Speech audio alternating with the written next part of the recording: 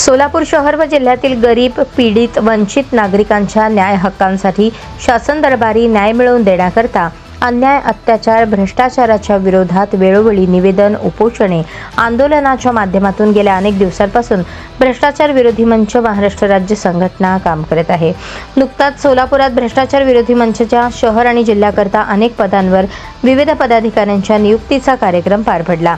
यावेळी भ्रष्टाचार विरोधी मंच महाराष्ट्र राज्य संघटनेच्या जिल्हाध्यक्षपदी सादिक मुजावर मोहसिन कोतकुंडे, जिल्हाध्यक्ष मोहसिन बागवान, जिल्हा कार्याध्यक्ष बंदे नवाज शेख, जिल्हा प्रचार व प्रसार प्रमुख अमोल कुलकर्णी, शहराध्यक्ष संतोष माळी, सदस्य महबूब दस्तगीर, मुजावर सय्यद, अब्बास शेख सय्यद यांना ओळखपत्र आणि नियुक्तीपत्र देऊन नियुक्ती करण्यात आली।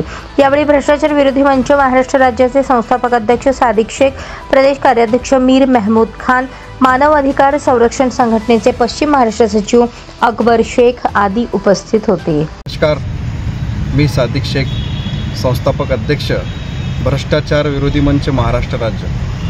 आज या ठिकाणी सोलापूर येथे भ्रष्टाचार विरोधी मंच महाराष्ट्र राज्य या संघटनेच्या सोलापूर शहर व जिल्ह्याकरिता अनेक नूतन पदाधिकारी, सदस्य व कार्यकर्त्यांची नियुक्तीचा कार्यक्रम पार पडला। सोलापूर शहर व जिल्ह्यात गेल्या 1 वर्षापासून भ्रष्टाचार विरोधी मंच कार्यरत आहे। अन्याय, अत्याचार, भ्रष्टाचाराच्या विरोधात भ्रष्टाचार विरोधी मंच अनेक वेळा शासन दरबारी पाठपुरावा देखील केला आहे।